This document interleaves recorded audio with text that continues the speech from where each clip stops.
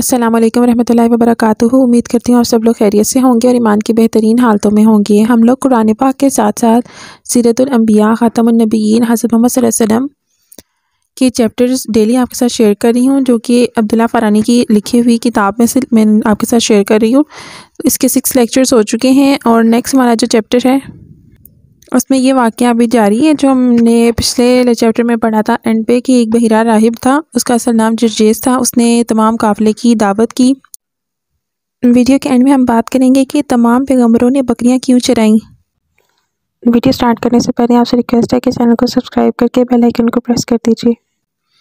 اور دعوت کی وجہ بھی آپ کو بتائی تھی میں نے۔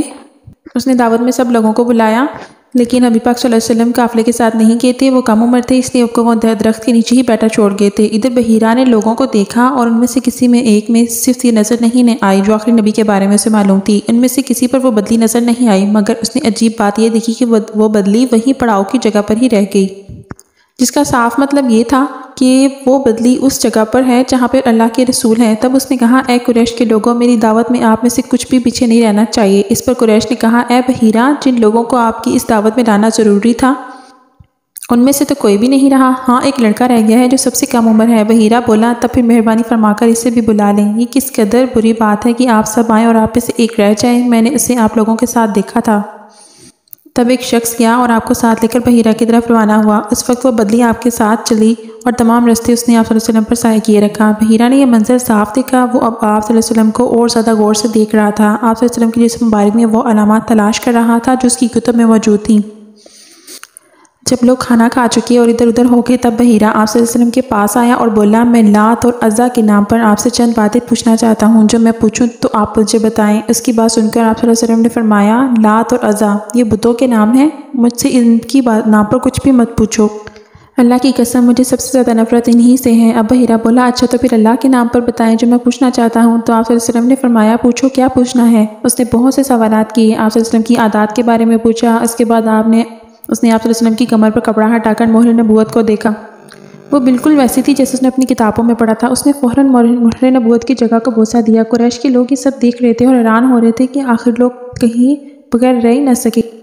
یہ راہب محمد صلی اللہ علیہ وسلم میں بہت دلچسپی لے رہا ہے، شاید ان کے نزدیک اس کا مرتبہ بہت بلند ہے۔ ادھر نبی کریم صلی اللہ علیہ وسلم سے بات چیت کرنے کے بعد بحیرہ ابو طالب کی طرف آیا اور بولا، یہ تمہارا لڑکا ہے؟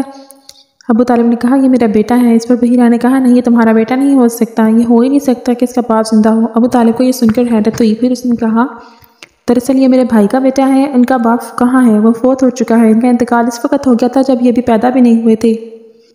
یہ سن کر بحیرہ بول اٹھا، ہاں یہ بات صحیح ہے، اور ان کی والدہ کا کیا ہوا؟ ان کا ابھی تھوڑے عرصے پہلے ہی انتقال ہوا ہے۔ یہ سنتے ہی بحیرہ نے کہا، ہاں ٹھیک ہے، اب تم یوں کرو کہ اپنے بھتیجے کو وطن واپس لے جاؤ، یہودیوں سے اس کی پوری حفاظت کرو۔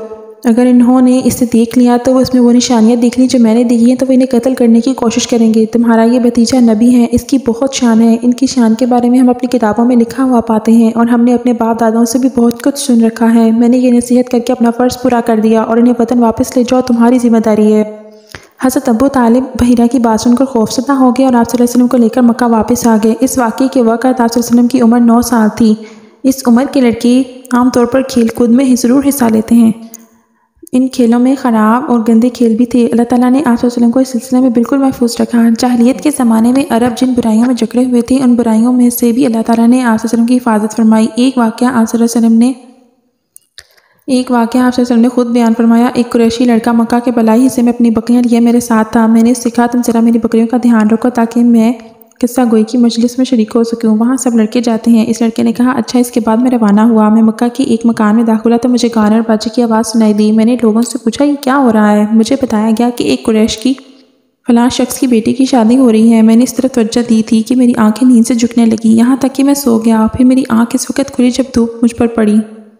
آپ صلی اللہ علیہ وسلم واپس اس لڑکے کے پاس پہنچے تو اس نے پوچھا، تم نے وہاں جا کر کیا کیا؟ میں نے اسے واقعہ سنا دیا۔ دوسری رات پھر ایسا ہی ہوا۔ مطلب یہ کہ قریش کی لغو مجلسوں سے اللہ تعالیٰ نے آپ صلی اللہ علیہ وسلم کو محفوظ رکھا۔ قریش کے ایک بت کا نام بوانا تھا۔ قریش ہر سال اس کے پاس حاضری دیا کرتے تھے، اس کی بے حد عزت کرتے تھے، اس کے پاس قربانی کا جانور ذبح کرتے، سر منڈواتے، سارا دن اس کے پاس اعتکاف کرتے۔ ابو طالب بھی اپنی قوم کے ساتھ اس بت کے پاس حاضری دیتے۔ اس موقع کو قریش عید کی طرح مناتے تھے۔ ابو طالب نے نبی کریم صلی اللہ علیہ وسلم سے کہا، بھتیجے آپ بھی میرے ساتھ اس عید میں شریک ہوں۔ آپ صلی اللہ علیہ وسلم نے انکار کر دیا۔ ابو طالب ہر سال آپ صلی اللہ علیہ وسلم کو شریک ہونے کے لیے کہتے لیکن آپ ہر بار انکار ہی کرتے تھے۔ آخر ایک بار ابو طالب کو غصہ آ گیا۔ آپ صلی اللہ علیہ وسلم کی پھوپھو کو بھی آپ صلی اللہ علیہ وسلم پر بے تحاشا غصہ آیا۔ وہ آپ سے بولیں تمہارے اس طرح ہمارے معبودوں سے بچتی اور پرہیز کرتے رہنے پر ہمیں ڈر ہے کہ تمہیں کوئی نقصان نہ پہنچے۔ محمد صلی اللہ علیہ وسلم آخر تم عید میں کیوں شریک نہیں ہوتے؟ ان کی باتوں سے تنگ آ کر آپ ان کے پاس سے اٹھ کر کہیں اور دور چلے گئے۔ اس بارے میں آپ صلی اللہ علیہ وسلم فرماتے ہیں میں جب بھی بوانا یا کسی اور بت کے سامنے نزدیک ہوا میرے سامنے ایک سفید رنگ کا بہت قد آور آدمی ظاہر ہوا۔ اس نے ہر بار مجھ سے یہی کہا محمد صلی اللہ علیہ وسلم پیچھے ہٹو، اس کو چھونا نہیں۔ خانہ کعبہ میں تانبے کے 2 بت تھے، ان کے نام اصاف اور نائلہ تھے۔ طواف کرتے وقت مشرک بت برکت حاصل کرنے کے لیے ان کو چھوا کرتے تھے۔ حضرت زید بن حارثہ فرماتے ہیں ایک مرتبہ آپ صلی اللہ علیہ وسلم بیت اللہ کا طواف کر رہے تھے، میں بھی آپ صلی اللہ علیہ وسلم کے ساتھ تھا۔ جب میں طواف کے دوران ان بتوں کے پاس سے گزرا تو میں نے بھی اس کے بعد ہم طواف کرتے رہے۔ میں نے سوچا ایک بار پھر بتوں کو چھونے کی کوشش کروں تاکہ پتہ تو چلے کہ ان کو چھونے سے کیا ہوتا ہے، اور آپ نے کس لیے مجھے روکا ہے؟ چنانچہ میں نے ان کو پھر چھو لیا۔ تب آپ صلی اللہ علیہ وسلم نے سخت لہجے میں فرمایا میں نے تمہیں ان کو چھونے سے منع کیا تھا، اور میں قسم کھا کر کہتا ہوں نبی پاک صلی اللہ علیہ وسلم کبھی بھی کسی بت کو نہیں چھوا، یہاں تک کہ اللہ نے آپ کو نبوت عطا فرما دی اور آپ صلی اللہ علیہ وسلم پر وحی نازل ہونے لگی۔ اسی طرح اللہ تعالیٰ حرام چیزوں سے بھی آپ صلی اللہ علیہ وسلم کی حفاظت فرماتے تھے۔ مشرک بتوں کے نام پر جانور قربان کرتے تھے، پھر یہ گوشت تقسیم کر دیا جاتا تھا یا پکا کر کھلا دیا جاتا تھا، لیکن آپ صلی اللہ علیہ وسلم نے کبھی بھی ایسا گوشت نہیں کھایا۔ خود آپ صلی اللہ علیہ وسلم نے ایک بار فرمایا میں نے کبھی ایسی کوئی چیز نہیں چکھی جو بتوں کے نام پر ذبح کی گئی ہو، یہاں تک کہ اللہ تعالیٰ نے مجھے نبوت عطا کر دی۔ اس طرح آپ صلی اللہ علیہ وسلم سے پوچھا گیا کہ آپ صلی اللہ علیہ وسلم نے بچپن میں کبھی بت پرستی کی؟ آپ صلی اللہ علیہ وسلم نے ارشاد فرمایا نہیں۔ آپ صلی اللہ علیہ وسلم سے پوچھا گیا آپ نے کبھی شراب پی؟ جواب میں ارشاد فرمایا نہیں، حالانکہ اس وقت مجھے معلوم نہیں تھا کہ کتاب اللہ کیا ہے اور ایمان کی تفصیل کیا ہے۔ آپ صلی اللہ علیہ وسلم کے علاوہ بھی اس زمانے میں کچھ لوگ تھے جو جانوروں کے نام ذبح کیا گیا گوشت نہیں کھاتے تھے، شراب کو ہاتھ نہیں لگاتے تھے۔ بچپن میں آپ صلی اللہ علیہ وسلم نے بکریاں بھی چرائیں۔ آپ صلی اللہ علیہ وسلم مکہ کے لوگوں کی بکریاں چرایا کرتے تھے اور معاوضے کے طور پر آپ کو ایک سکہ دیا جاتا تھا۔ آپ صلی اللہ علیہ وسلم فرماتے ہیں اللہ تعالیٰ نے جتنے نبی بھیجے ان سب نے بکریاں چرانے کا کام کیا۔